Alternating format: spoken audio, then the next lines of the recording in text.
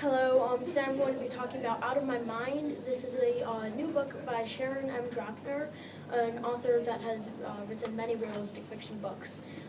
This is a story about Melody, an incapable girl that cannot talk and cannot do her own thing. So she can't go to the bathroom by herself, she can't eat, she can't move anywhere. She's strapped to a wheelchair and she's never spoken a single word.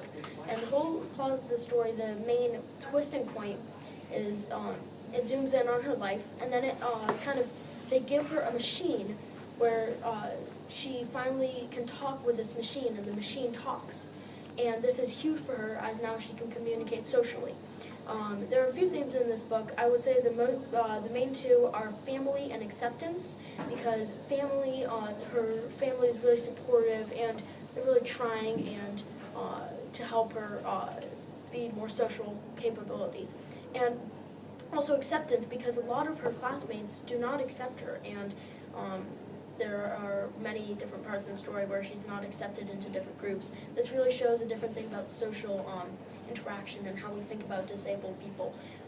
It was one of the most touching books I've ever read, just because the style that was written was really well, and the characters were really believable.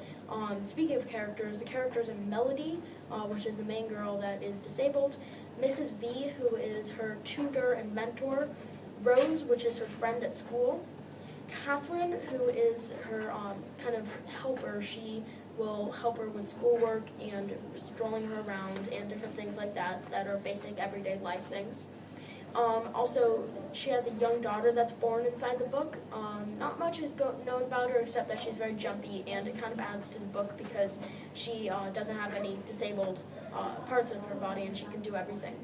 And also she has a mom and dad which are very supportive, and she has a bully at school that don't accept her called Clary and Molly.